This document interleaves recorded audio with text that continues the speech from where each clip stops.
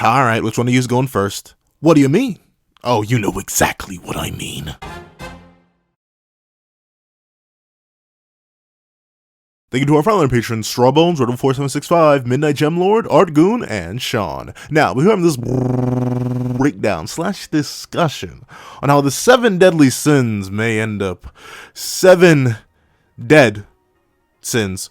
Please remember to leave your own thoughts on whether or not the sins are going to die in the comment section down below. Leave a like and subscribe if you haven't already. Also, hit that little notification bell so you miss out on any videos that come to the channel. Also to a Patreon down below, support for as low as $1 a month, get exclusive videos, early content, and more. You can also now become a member of the channel for as low as $3 a month to get the same perks and more. Now, let's hop into the discussion. What's up, guys? Look at the pencil here, and hi. I if you couldn't tell by how many videos I make on it, now usually on a daily, and or my general avatar design, or my general whole thesis and what I reference usually, I'm a massive 7 Deadly Sins fan. And due to that, as I read Four Nights of the Apocalypse, I count the days, the weeks, the months, maybe even the years, because gosh darn it, Four Nights is 2 years old. I've been reviewing this series for over 2 years now. Where has time gone? But regardless, I'm a 7 Deadly Sins fan.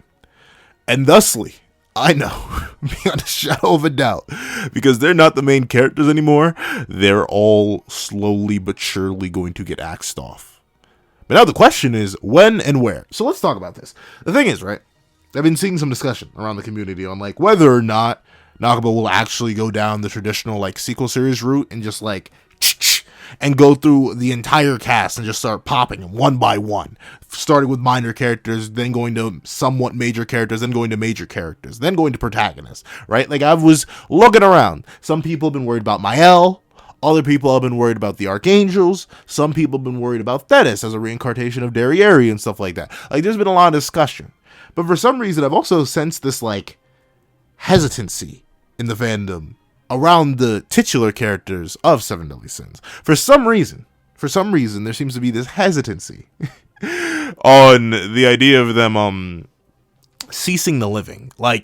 All of our characters from the previous series that either were the 7 Deadly Sins and or basically a 7 Deadly Sin like Elizabeth, there seems to be this idea that, maybe they'll survive. There's no reason for Nakaba to load on them and then unload on them, because he hasn't even done too much with them. How bad is a Four Nights reader really gonna feel if Gother suddenly ends up, not Gothering anymore?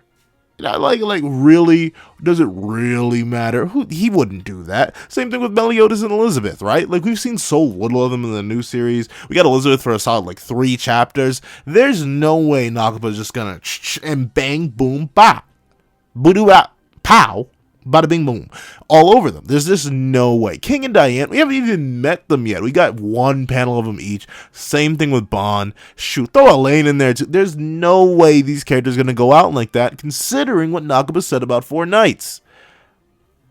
But I don't know. While I can perfectly respect that ideology, and I think it makes sense, I just feel it. You ever have a feeling I'm trying to think of a very appropriate, similarity. What was the game I was playing?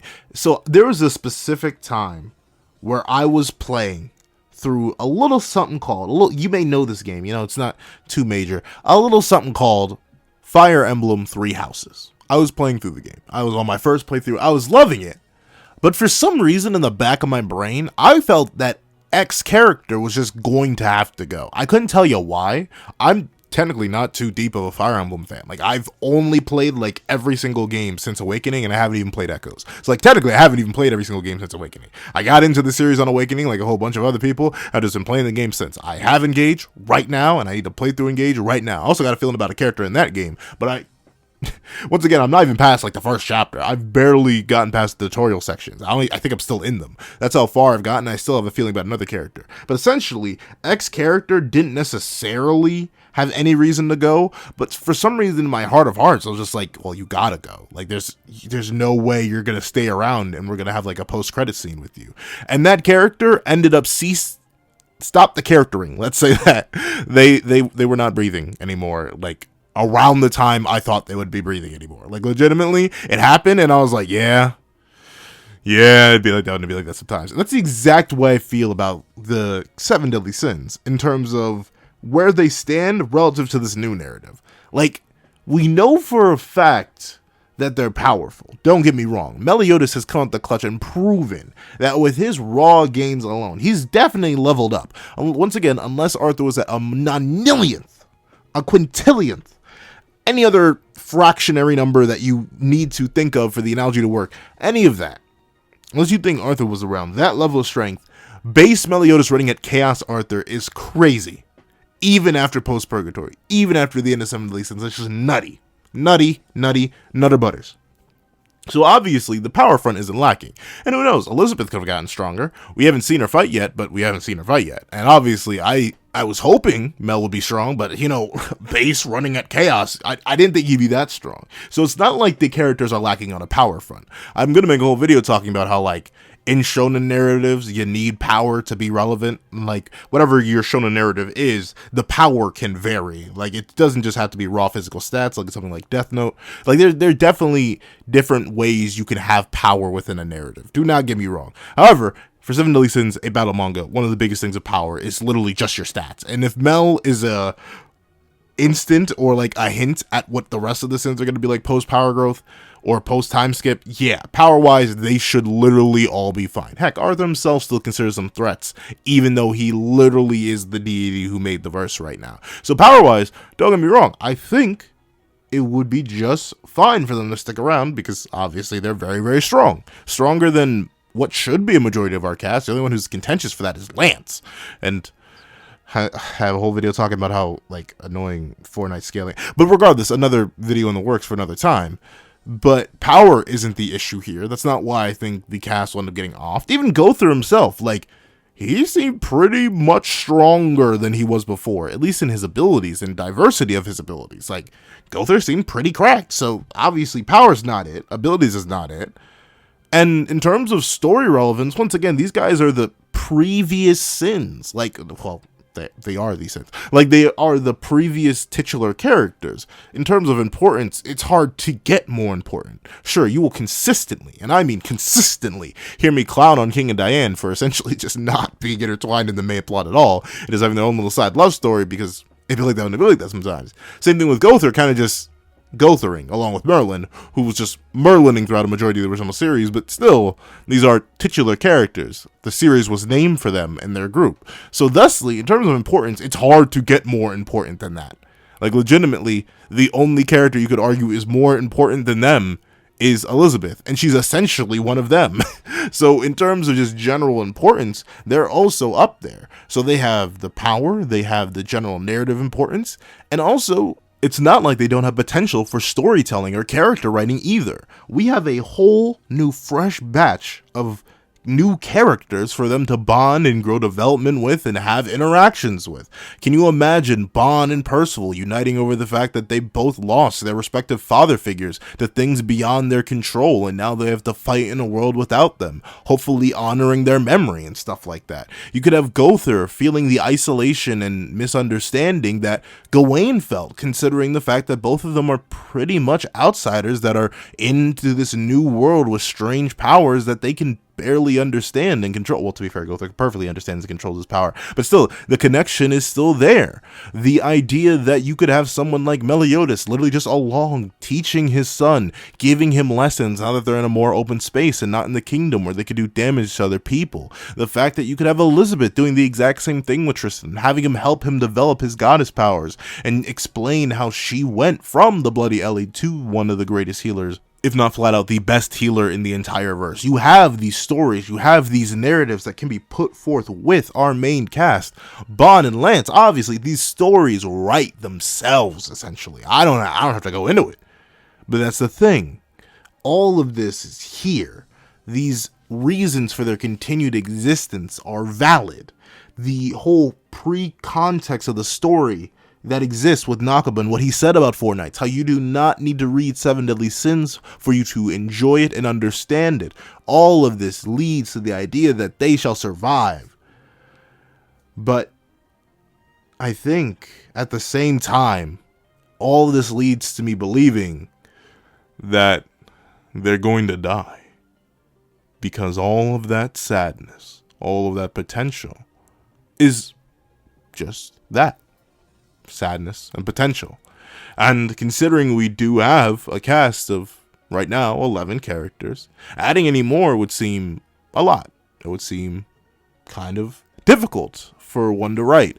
And considering the fact that these characters do have minor bonds to characters of the Four Knights saga, like Percival's bond to Meliodas, Tristan's obvious bond to Meliodas, Lancelot's bond with his father and his own mother, and top that off with Gawain's ties to previous incarnations of characters like the currently existing Merlin and Escanor, this whole cast could use some character development, especially in the case of Lancelot, because admittedly Lancelot's in a very interesting spot where he's traveling alone, so he doesn't have any characters to bounce off of. He also is tied so deeply into the original series that he might as well just be a leftover byproduct of it. Sure, he didn't show up in the final chapter of it, but he might as well have, based on how much he was hinted at and hyped up.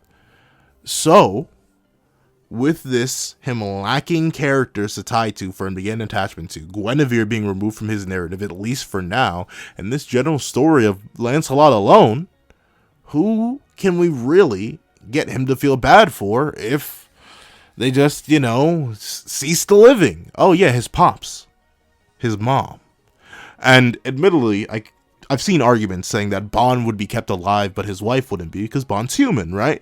But it's just, he's a seven deadly sin. So I think, based on the fact that a lot of these characters and knights under Arthur are literally programmed to attack and destroy the seven deadly sins or the four knights, I don't think Bond is going to be spared.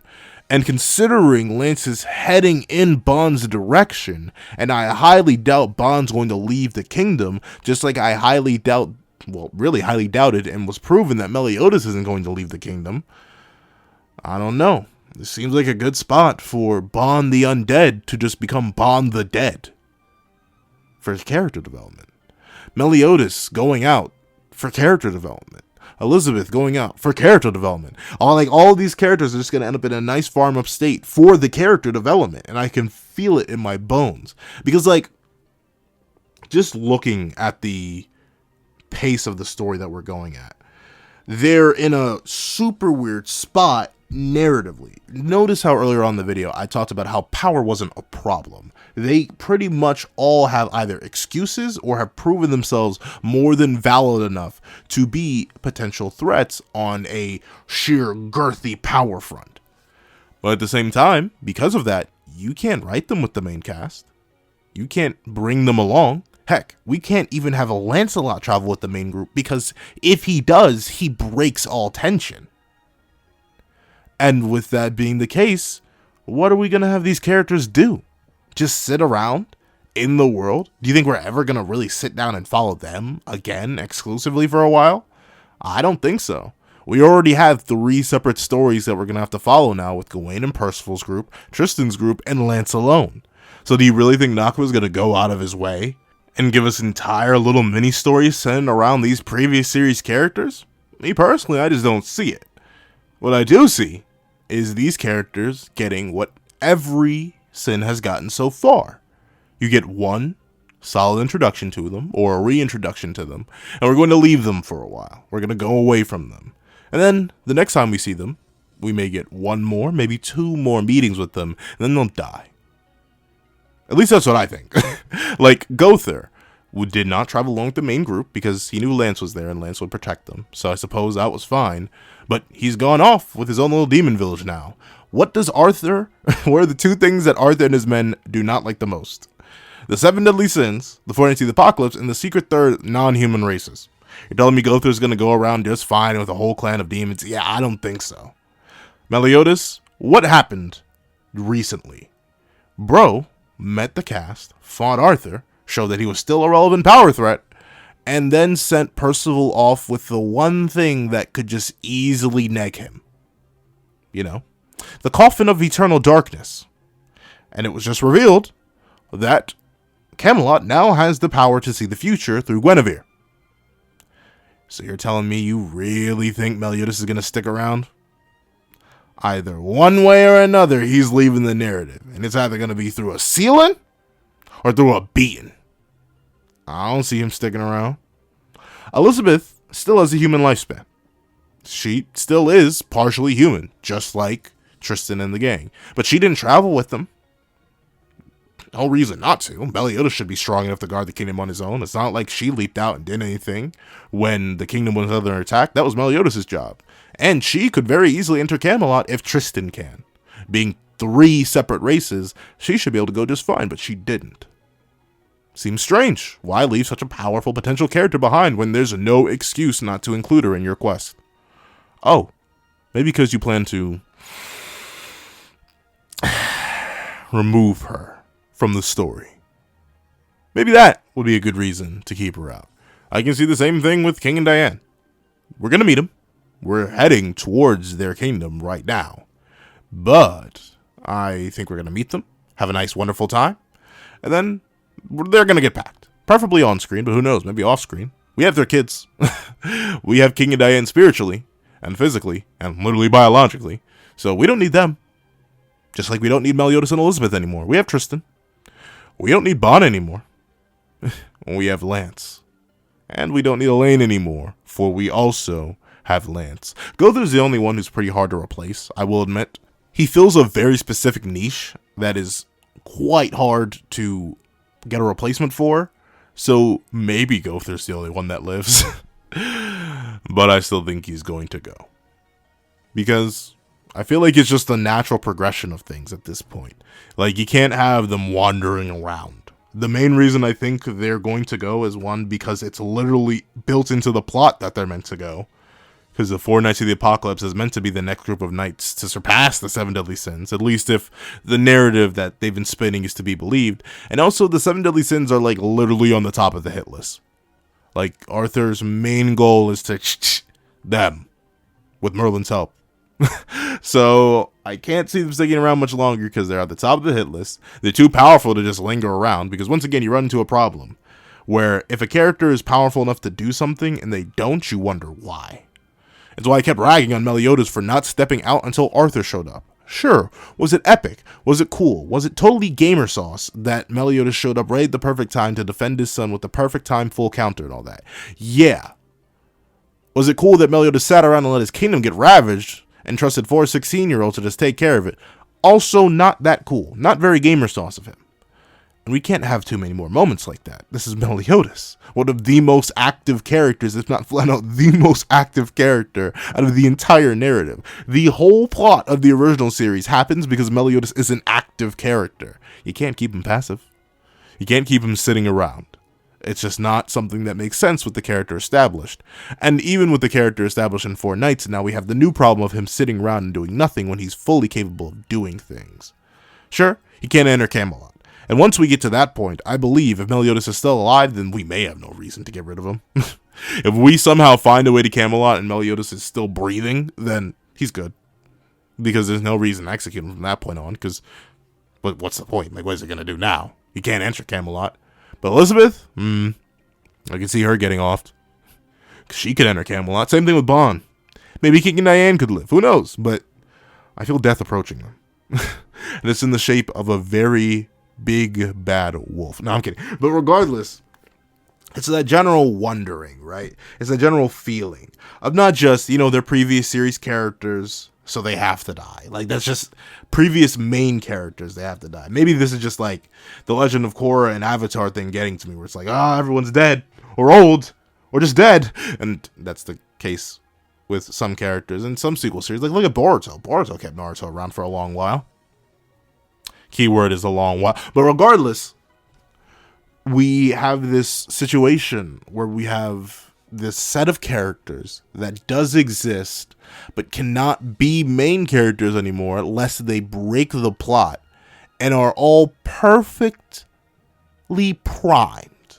Had to put a pause in there. Perfectly primed to stop living for the sake of motivating certain characters.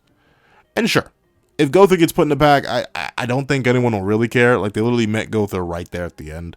So Gother wouldn't really mean much to anyone unless you're a 7 Deadly Sins fan. And I'll admit, We haven't met Bond yet. We don't know what his role is going to be, but he's literally not even meeting like half of our over half. He's meeting 1 out of 11 characters, and it's his own son. So like, and I'm not sure how much emotional impact he'll have for Fortnite's fans, but I think the very big thing is that these characters and their hypothetical deaths, even if they were completely separated from the idea of the original series readers and just focused on the Fortnite's people, then you still get the same effect of offing them. You still get the pain, the loss of all that potential, the end of a narrative, the end of a tale. And it works so beautifully because all of these characters, one way or another, have reason to care, whether it be through direct bonds or indirect bonds. Percy, Tristan, and Lancelot all have reasons to care if the 7 deadly sins in any way, shape, or form are sealed, slaughtered, or else. Ghislaine is a little weird. She doesn't. Like, she has no investment in anything. I literally no idea what Knockup is planning to do with Gawain other than letting her cook within this current cast and then seeing her develop bonds with them. But other than that, 3 of our 4 main characters benefit a lot from the 5 remaining characters from the previous series getting, because it works out. Everyone has something to lose. And in a world where I believe every single one of our characters has the potential for great darkness, great destruction, the ones prophesized to destroy the world of Camelot, wouldn't it be wonderful if they went there with motivation born out of the ashes of the deaths of our previous knights who destroyed the world set up by the Demon Clan and the gods before them? Wouldn't it be great? Wouldn't it be wonderful? Wouldn't it be a great turnaround to see that these characters who fought so hard for their journeys, who fought so hard for their success, their love, their life, their happiness, to fall short and to perish in the face of the new generation, and to make the new generation all the stronger from their own weakness? At least that's what I think. I think it could be very, very interesting. I think it's the most likely path. Once again, I just don't think Nakaba is the kind of guy who would miss out on an opportunity like this. Especially considering we have many characters that are all now primed for it. No one's immortal anymore. No one's going to be reborn with their memories. None of that can happen anymore. Everyone can just die. And of course, they'll have a happy afterlife. Don't get me wrong. I don't think any of these characters are going to end up in purgatory. I don't think they've ended up doing anything too heinous that'll send them there. So, if we visit the capital of the dead, we visit the capital of the dead. That's fine. And I think that's the final reason. Even if we truly execute these characters, we have a MacGuffin and a place where we can literally enter the afterlife and watch them live out the rest of their days in eternity, happily ever after. And their kids can come and visit them, as long as they find out about it. And considering Tristan and Lance have the whole plot of 7 Deadly Sins downloaded straight into their heads, yeah, they should be perfectly fine in finding that. So now, I don't see characters anymore when I look at the 7 Deadly Sins. I see plot devices. And I see character development. And I can't wait for that character development to be realized. However, that's what I think. Please let me know what you guys think in the comment section down below. Thank you so much for watching. Remember to like, share, comment, and subscribe. Make sure that little notification bell so you miss out on any videos that come to the channel. Also, you know, a page down below is more for as low as $1 month, healing exclusive videos, early content, and more. Also, you can now become a member of the channel for as low as $3 a month to get the same perks and more. Now, thank you so much for watching once again, and I hope you guys have a wonderful day. This is Zack the Pencil, writing off.